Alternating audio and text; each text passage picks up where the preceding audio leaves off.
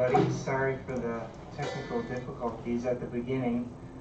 For some reason it wouldn't switch to portrait mode or landscape mode.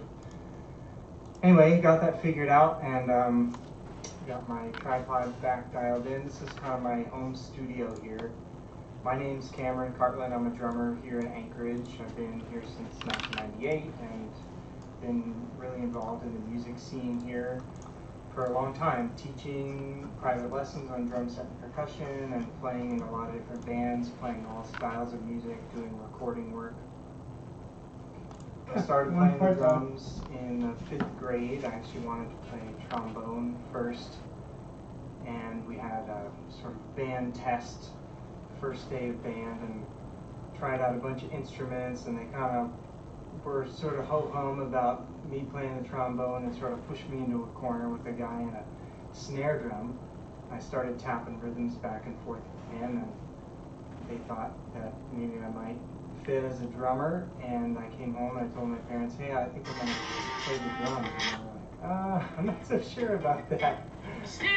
But I started playing and never looked back, and I love music and I love playing the drums. That said, I feel like my love of the drums comes from a love of rhythm, but also a love of melody. I've always been a drummer who is focused on the melody and the song, and I feel that that makes me a better drummer and a better musician, because ultimately in Western music we're focused on the song, we're focused on the melody. The melody is king, and everything should be in support of that, and that's how I feel as a drummer and as a musician, and I feel like that's benefited me in the bands that I've worked with, because I've tried to have the approach that I'm always there playing this supportive role and helping the melody be expressed and the words of the song be expressed as best as they can be.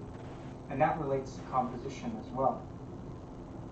So today we're going to talk about composing through rhythm and having a foundation of understanding of rhythm and connecting with drummers and percussionists.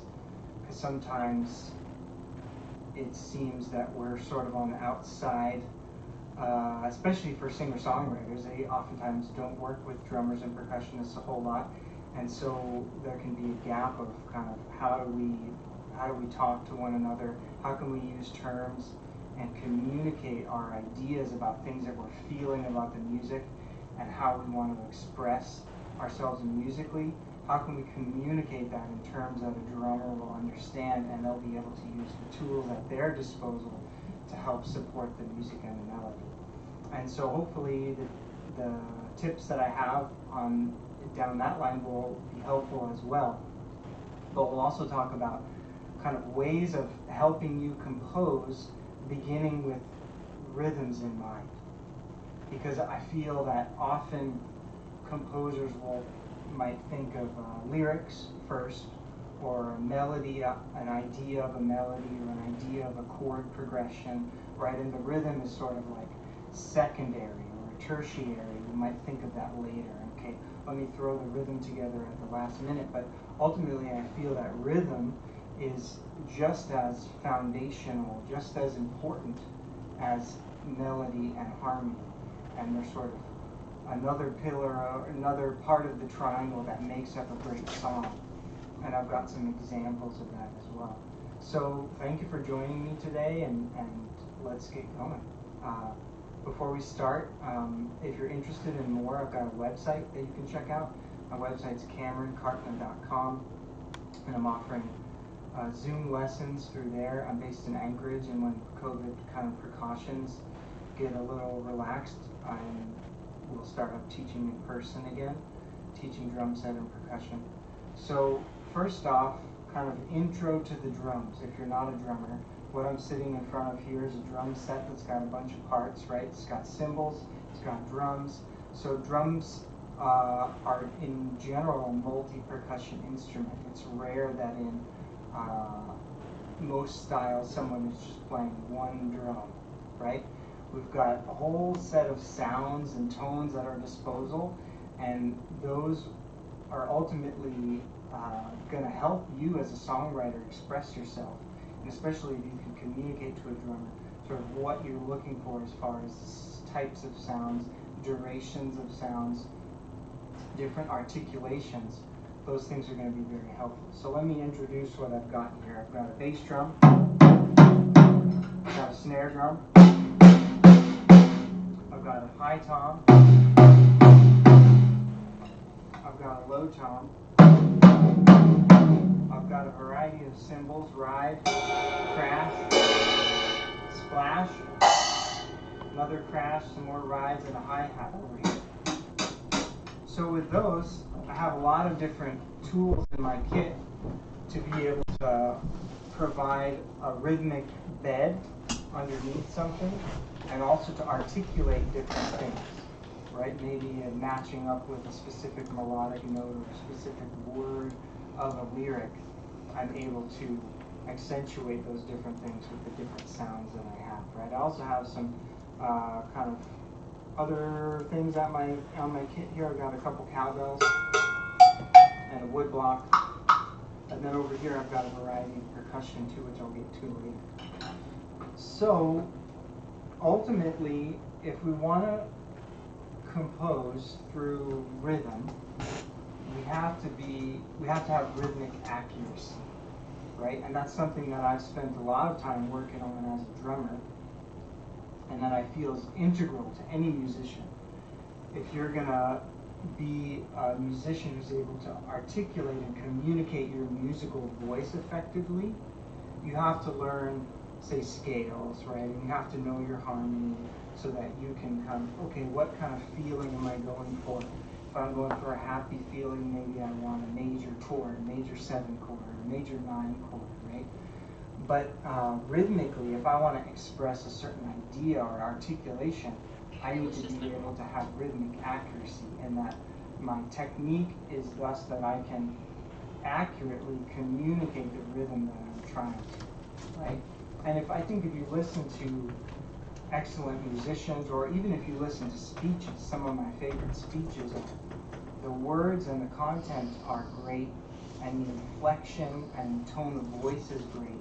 But so much of what makes speech or poetry meaningful, I find, is also the rhythm that the words and the tone are delivered in. And developing our rhythmic accuracy on any instrument is going to help us compose and improvise on that instrument as well.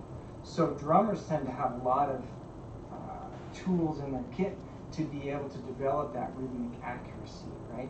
And the biggest one that we have, that everybody should be familiar with, is a metronome, right? This is like an old school metronome. This is like the first metronome I ever got. Probably I was like 10 years old, I think. And I still have it. It's a really simple metronome. It just goes from 40 beats a minute to 208 beats a minute. But with that, just that, you can do a whole lot as far as developing your rhythmic accuracy. And what I'm going to get to, composing through rhythm, is all about developing for yourself a musical or a rhythmic bed, sort of, that you can float on top of, that you can articulate your ideas on top of, that you can have as your foundation, so that you can use different things to develop the rhythm of your melody that way, right? If you're going to use sort of rhythmic displacement, or you're going to use syncopation, which we'll talk about later, you're going to need that foundational rhythmic bed to be nice and even and on a nice grid, so that you can kind of improvise on top of it. And if you don't have that rhythmic foundation dialed in, it'll be harder to express your rhythmic ideas articulately, okay? So, just as a real quick basic primer for counting music, if you're not familiar with it, right? A lot of music, especially Western music, is written in 4/4 time, common time, meaning that we've got 4 beats to the bar, right? We count from 1 to 4, we start over again, and that's how we work our way through the song, right? Each of those increments of time from 1 to 4 is called one measure. And so when we count 1, 2, 3, 4. That's one measure that we work through, okay? Now, so that's our basic grid, and we'll call those quarter notes, right? And that's our basic pulse. Now, if we're going to develop ourselves this sort of bed, rhythmic bed, then we're going to count further underneath that, right? We're going to add 8th notes and 16th notes, and we're going to develop this sort of pad that goes along. That's a rhythmic pad. And that counting goes like this. It goes 1 and 2 and 3 and 4 and 1 and 2 and 3 and 4, and that's with 8 notes. Now, if I want to add 16th notes, I'm going to add the letters E and A spoken as right? So it'll go like this: 1 E and a 2 E and a 3 E and a 4 E and a 1 E and a 2 E and a 3 E and a 4 E and a 1 E and a 2 E and a 3 E and a 4 E and a 1. So that's my rhythmic bed, right? If I were to play it over here on the hi-hat with quarter notes in the bass drum, it would sound like this: 1 E and a 2 E and a 3 E and a 4 E and a 1 E and a 2 E and a 3 E and a 4 E and a 1 E and a 2 E and a 3 E and a 4 E and a 1. So as drummers, when we're hearing a song, when I'm hearing a song for the first time, say a singer-songwriter approaches me and they've got this song, it's never had any drums before on it. They may or may not have an idea of what a drummer might do. They'll probably they'll play it for me and ask me what I think and how I could fit along with it. The first thing that I'm going to do is provide that rhythmic bed and foundation so that I sort of can reference myself in the song. And I feel like whether you're a composer or you're a musician playing alongside, having that rhythmic bed, that pad underneath, is sort of a primary thing as far as situating yourself in the song, developing a steady sense of time and pulse, and then also arranging the song. So, as a drummer, I will count along with the song, and I will sing that subdivision, which is the notes sort of underneath that pulse of 1, 2, 3, 4.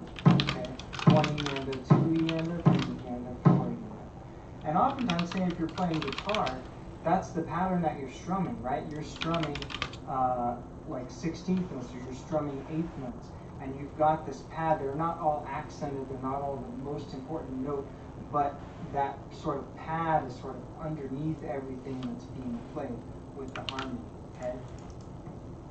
So, basic exercises for developing that sense of time. You don't have to be a drummer, you could be whatever instrument you want. This is great on guitar if you want to practice strumming along. Is just to set yourself a nice easy pulse. I've got quarter note equals 80. So that means I'm counting 1, 2, 3, 4 along with this metronome. And then you want to play, and I would start by just playing quarter notes along with the metronome.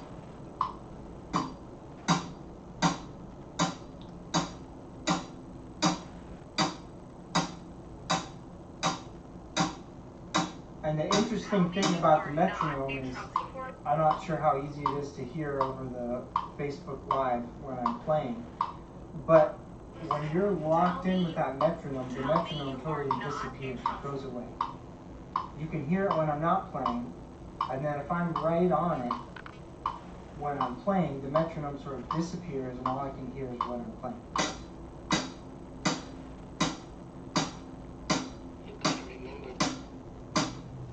Now, if I'm a little ahead of it, or a little behind it, I'm essentially making what we call on the drums a flam. A flam is a rudiment, a basic beat of drumming, where we have one stick, it's like a grace note, one stick hitting ahead of another one. It sounds like this.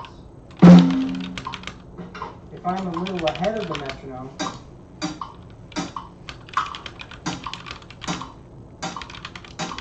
then I'm flamming with it. If I'm a little behind it, I'm flamming again, and you can hear that metronome a lot easier. So when you're first starting to play with the metronome, you're getting yourself acquainted with developing your sense of time, then that's what you want to play around with. Then you can add in some 8th notes.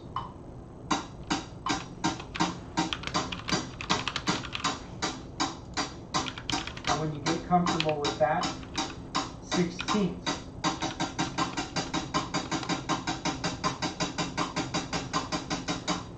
Right?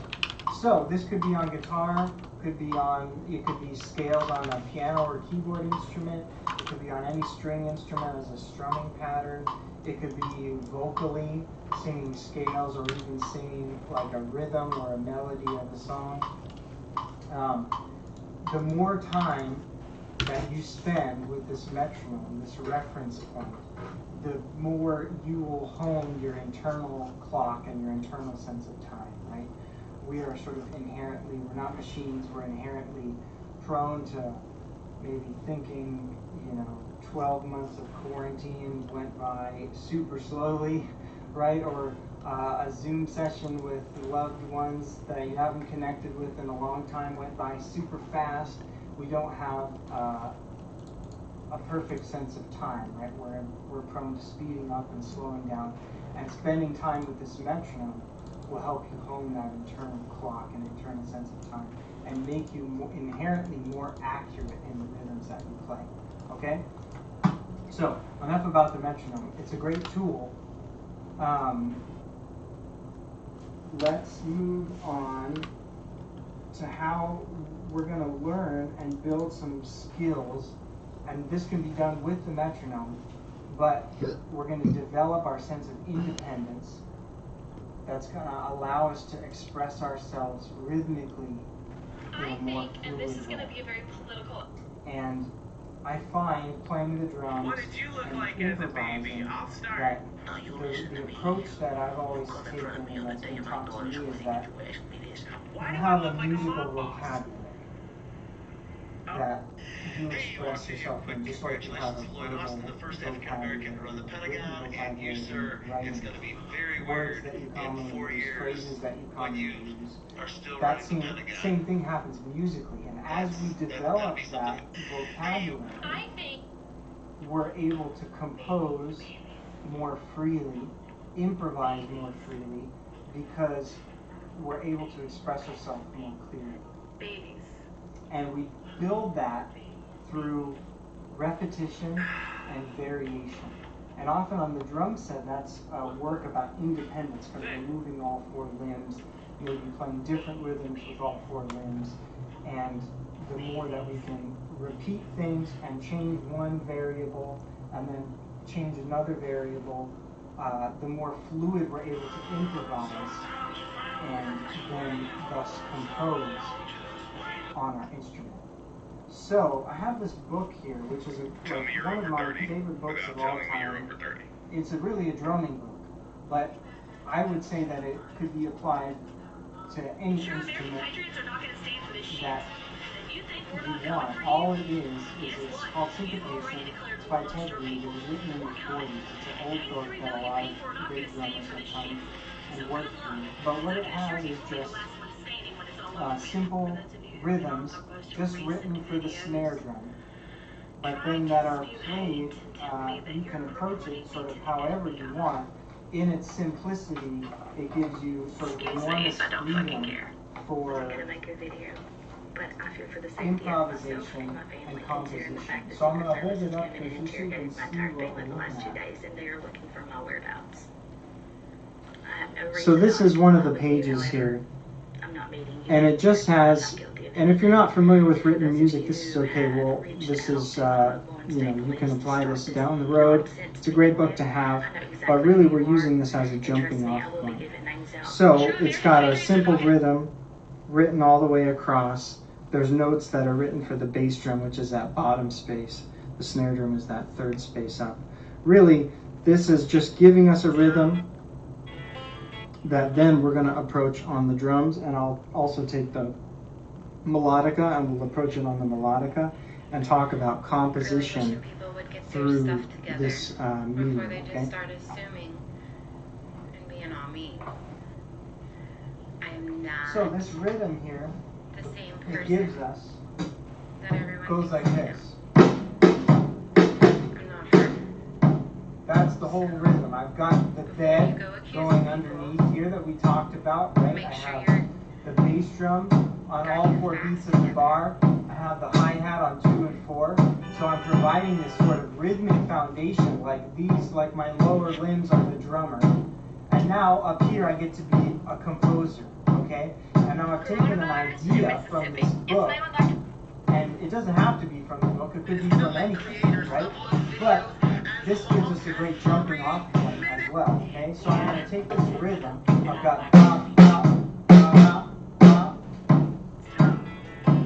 So, I have a lot of different voices at my disposal.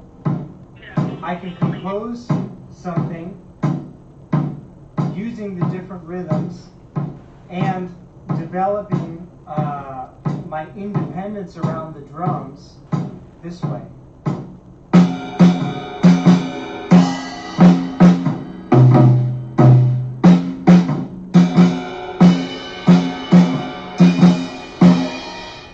So, simple exercise, maybe kind of boring or a little not that creative yet, right?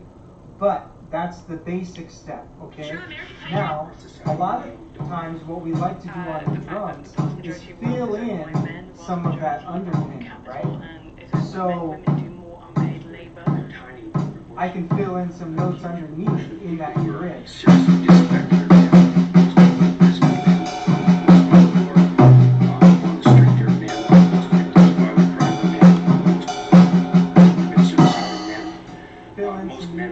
Most people who die in wars are men. Right? People who do worse in school are men. It's like, now, where's the dominance here precisely? What you're doing is you're the taking whole a idea tiny of this book is sort of gives us kind of a jumping substrata off point of developing our independence, so that when we go to compose and just think of a musical idea, we have more freedom, right, to be able to express that idea. So let me give you an example. So on the drums, because I've put in this work with syncopation, I'll take that rhythm and start to express it musically on the drums.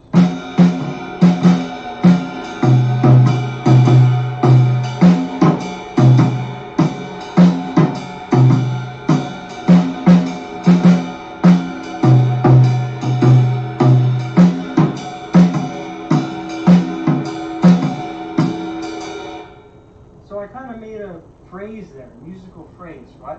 And I just use that rhythm, ba, ba, ba, da, ba, one measure's worth of notes, and I repeated it, and then utilizing the different voices of the drums, I sort of made it into a little bit more interesting melody. And what I did there was I used repetition again, and sort of a call and response, okay? Call and response is a great rhythmic tool for developing a song, for composing. It's really old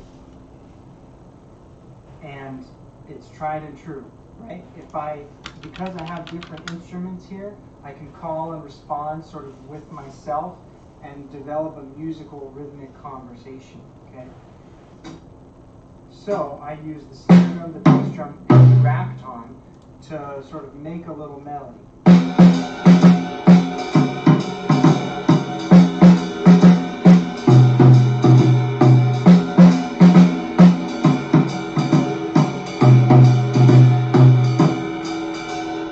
There was a longer phrase, okay? Another tool that we can use is rhythmic displacement, okay? So I started that pattern on beat 1. If I started, say, on beat 2,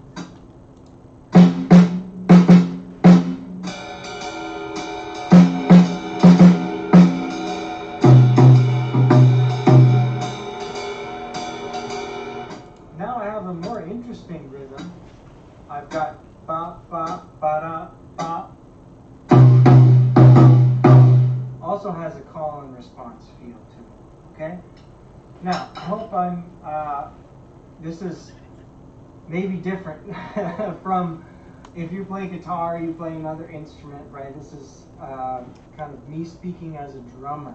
But I think that you can take these tools and you can use them on a melodic instrument as well, and use them for helping you retool an existing melody that maybe you're not so happy with, or developing something new, right? So let me pull up the melodica here, and we'll use this same rhythm and see what we could do with it, right? So what we could do is pick a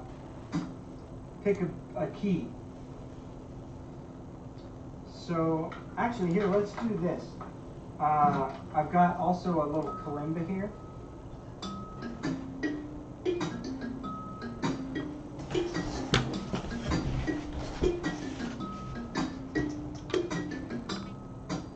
And let me just I'll get a little recording going so I can layer some sounds and play it for you.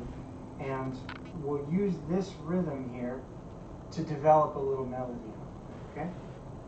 So I'm going to start with the drums here. We'll provide like a nice pad foundation, and we'll layer some different sounds, and then we'll use this rhythm from syncopation, and we'll craft a little melody utilizing that, okay, over top of the pad we've got. So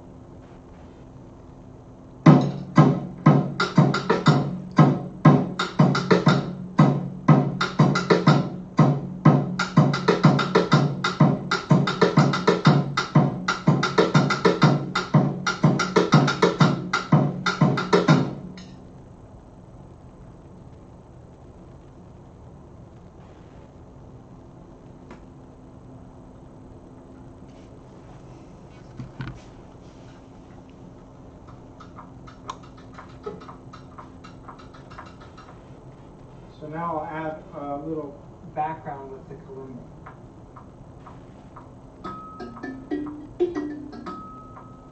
Oops. Good try.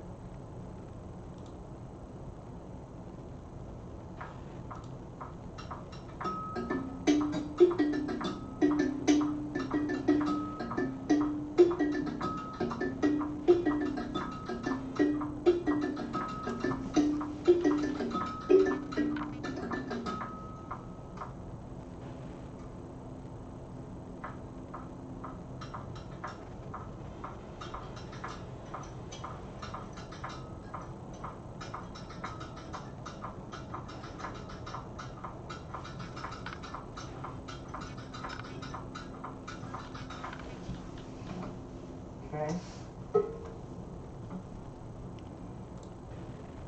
I'm going to add a little bit of the conga drum here. And when I get done adding this next one, I'll bring the phone in and I'll play it so it's louder for you so you can hear what we've layered thus far. Okay?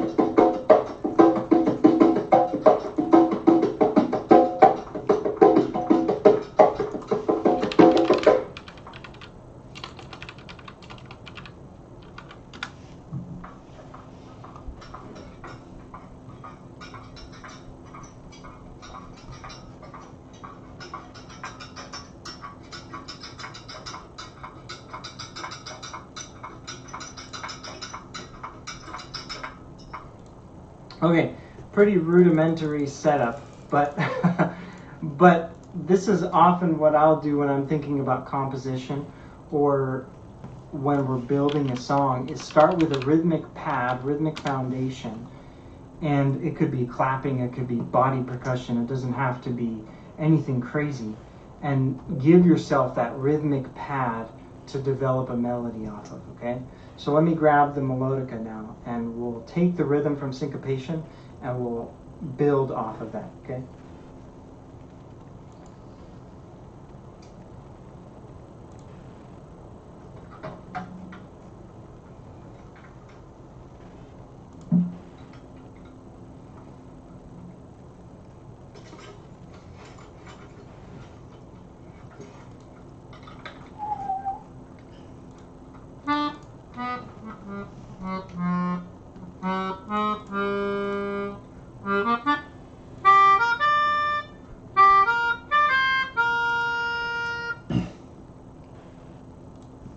gonna set myself a little loop here. Let me move this camera so you can see a little better.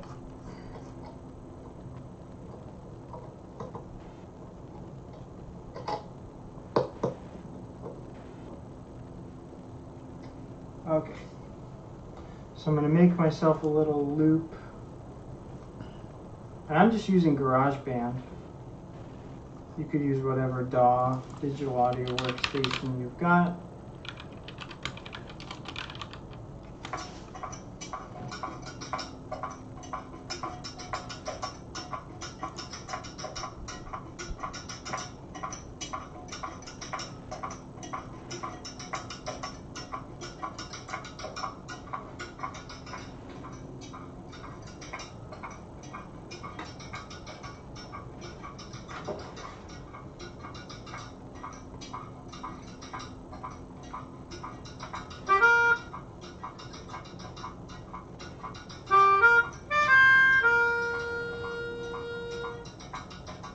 So there's that rhythm.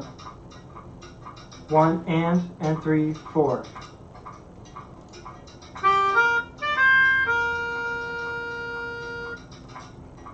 And I'm just in the key of G minor, so I'm playing a G minor triad. And then if I think in that key center and that scale, I can take that rhythm and I can manipulate it all around using any notes of that major scale, any notes of that scale that I want, right? But hold to the rhythm.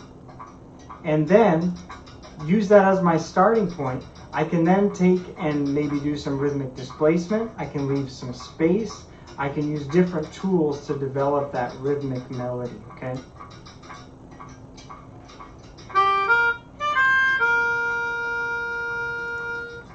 Then I let the pad go for a little bit. I left some space. I'm sort of doing a call and response.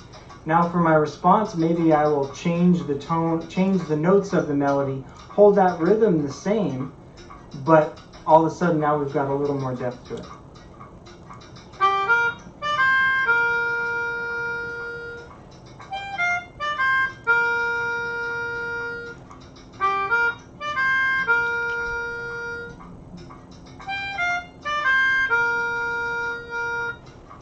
So, simple structure. I built myself this rhythmic pad so I have a sense of the grid going underneath everything. Then I've chosen a key center, right? I've taken my melodic instrument and I've picked a collection of notes, something to jump off of, and I'm using my rhythm from syncopation as a starting point, right?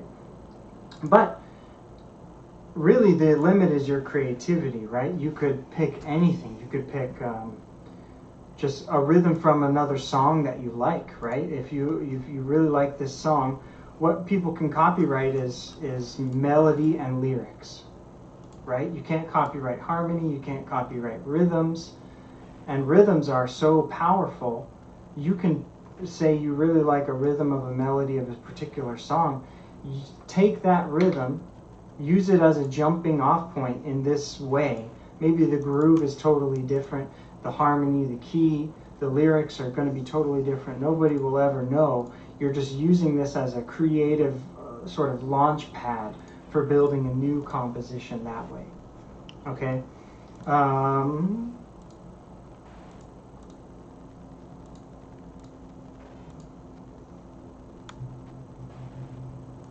And this sort of, the basic of this idea, this is sort of built off of the blues, really, and built off of specific types of blues called riff blues, right? Like there's a riff blues that goes like this. Oh, sorry.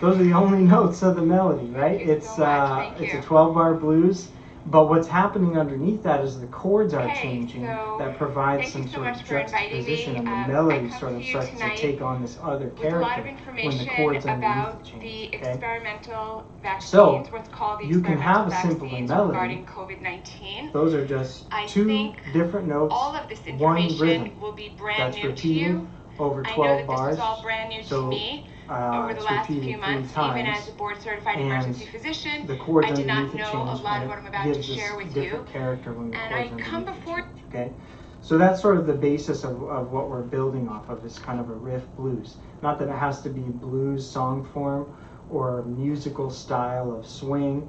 It can be whatever you want it to be. Okay, it's just tools in our toolkit to help give ourselves something other than a blank page when it comes to starting a composition.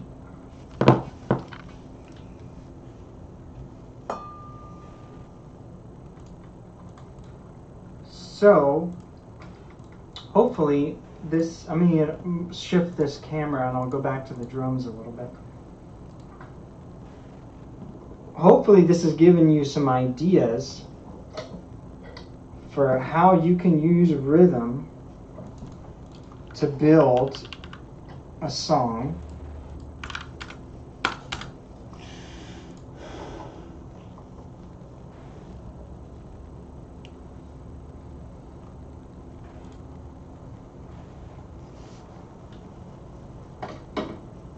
And how you can develop your sense of rhythmic foundation so that you can more accurately express yourself rhythmically, right?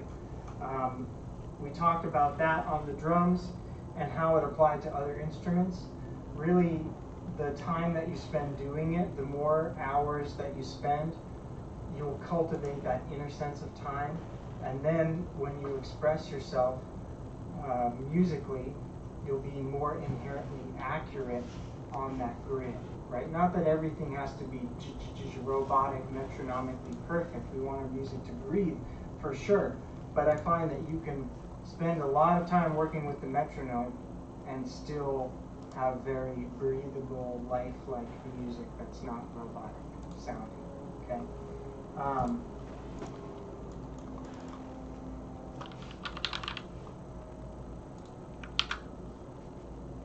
A great exercise, and this is something that I've done on the drums a lot, and if you're a singer, you're already doing this, but whether if you play another instrument, say a guitar or a mandolin or trumpet or whatever instrument you play, you want to find a way to connect that instrument to our voice. One problem that we have sometimes as drummers is that we can fill up all the available space with notes and not leave any space, because I can continue to breathe while I'm playing the drums. I don't have to stop playing in order to breathe. There's nothing that will prevent me from just filling all the space with notes, right? And if you're trying to compose a melody with no gaps, no space, it's not going to be a very interesting melody for long, right? It might be interesting at first, but you need space, okay? The space is just as important as the notes for it. So a great exercise, whatever instrument you play, is to be able to sing something and then articulate it on the drums. So when we're thinking about rhythms and we're thinking about building a melody based on rhythm, this is a great exercise that can help you start to cultivate that in yourself. Once you've done some work, maybe you've used syncopation or you've used whatever musical reference you want for giving yourself some rhythms to test your independence and your ability to hold to that grid and hold to the metronome. Then you can do a more improvisational and creative exercise with it, where you can sing a rhythm, play the rhythm back. And on the drums, this is great because I can play and sing at the same time. So I could pick wholly different rhythms from this one from syncopation. I can just improvise a rhythm, and let's pick a different groove type too, guys. I've been playing kind of a swing thing. Let me play like a straight eighth thing, and I'm going to switch to some different sticks so it's a little quieter and Mondering. my voice a little better. These are kind of what are called hot rods. And in a minute here, we'll talk about kind of the language that drummers speak and some communication tips for drummers. Communication tips for non-drummers communicating with drummers, okay? So let's pick a different group. I'll pick like a straight eighth note thing, like something like this.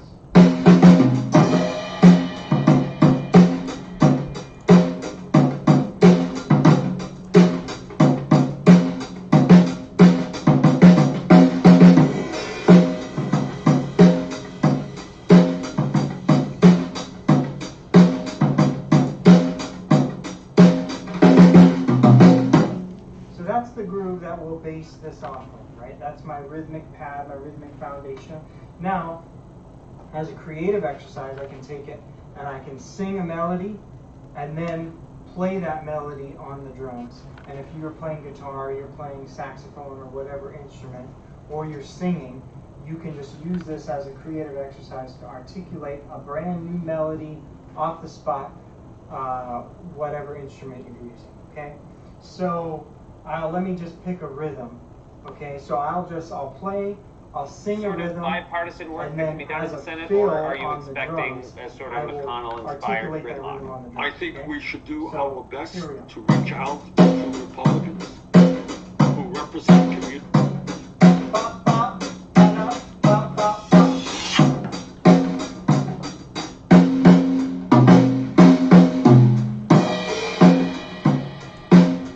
So I sang the rhythm, bop, bop, ba-da, bop, bop, bop. Then I played it on the drums.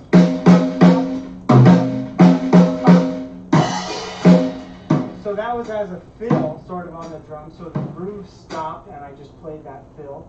But if you had this rhythmic pad going, or even if you just had a metronome going and you're playing guitar, and you sing that rhythm, bop, bop, ba-da, bop, bop, bop, then you could turn it into a melody. Give it some pitch. Give it some notes. Okay. So where's my melodica here?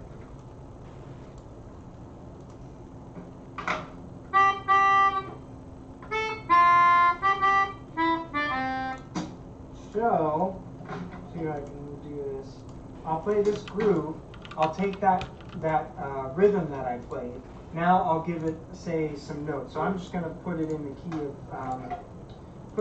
key of G, and I'll just improvise using that rhythm and a different collection of notes. Okay.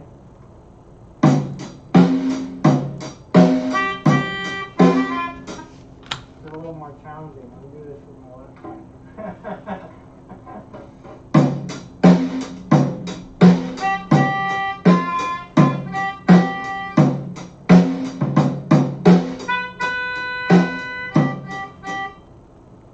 So, I changed the rhythm a little bit. I'm running into gaps in my independence, right? Playing the melodica and the drums. It's not something I've shedded a whole lot. But the idea is the same, okay? So we think about ba ba ba ba ba da ba ba ba ba ba ba ba ba.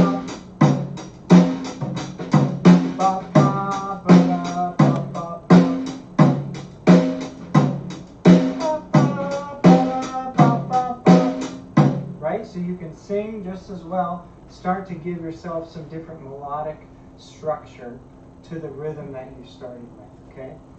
Now hopefully this is just a springboard again for some ideas to unlock your creativity, making a new melody or adapting a melody that you've already made and you want to change it up a little bit, okay?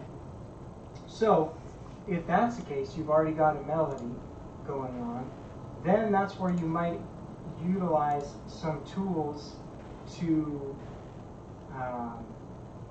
just kind of articulate it a little bit differently, right? And on the drums, we're sort of dealing with articulation all the time, right? Short sounds, long sounds, accented notes, unaccented notes, pitches between the drums. And so you can utilize a lot of different tools to help develop your melody that way, right? We talked about some of them already. We talked about leaving space. We talked about rhythmic displacement. Also, syncopation is another great tool. Syncopation is just stress or accent on a note where there wouldn't normally be stress or an accent, right? So, if I've got our groove,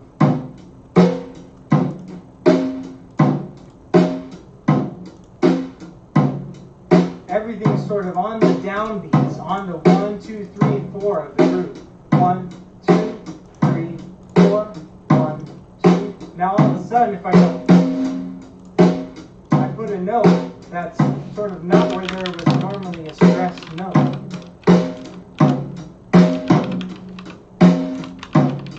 That's syncopation, okay? And that's a great tool to use in melodies because it provides some sort of sense of tension. So much music is about tension and release, right? Like if you play the major scale and you stop at the last note,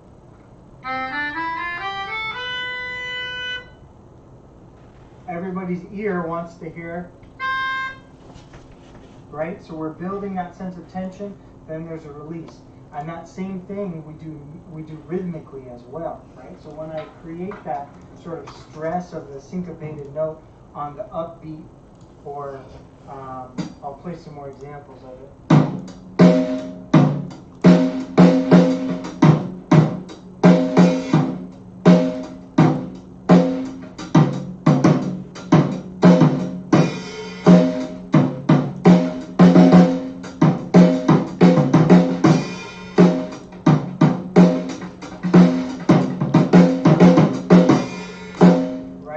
Some more complex examples of some syncopation that cause the groove to the grid is always the same, but now all of a sudden we put stress in different places and we've created some syncopation which adds some tension to it.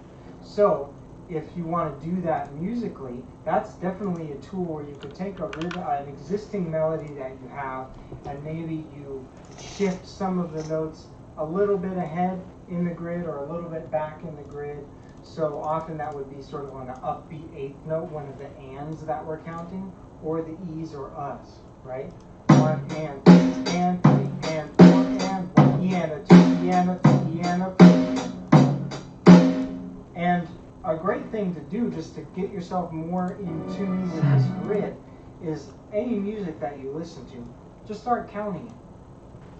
Start counting along, counting the melody, hearing where the melody lands in that rhythmic grid, and you'll start to notice where there's syncopation and kind of the cool feeling that it gives the music when it's there, right? Okay, so to kind of sum things up, we want to develop our sense of time, utilizing the metronome. And that takes a lot of it's just repetition, it's just time spent doing it, right?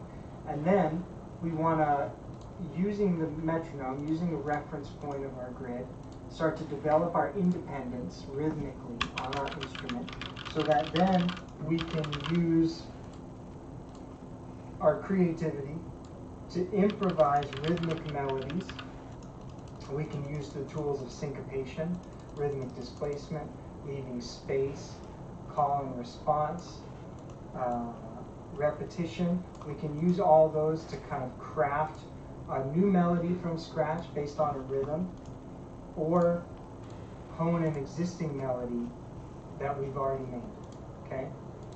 Now, this is sort of where kind of drummers live all the time, because we're mostly dealing with rhythm. We're often thinking about rhythm. So if you're a singer-songwriter, composer, and you're trying to work with a drummer, it's helpful to be able to speak their language a little bit, right? And hopefully just in this workshop thus far, you've got an idea of kind of a little bit of the language that drummers use. But one of my favorite things to do when working with a singer-songwriter is to ask them to sing me the groove that they think they want for the song.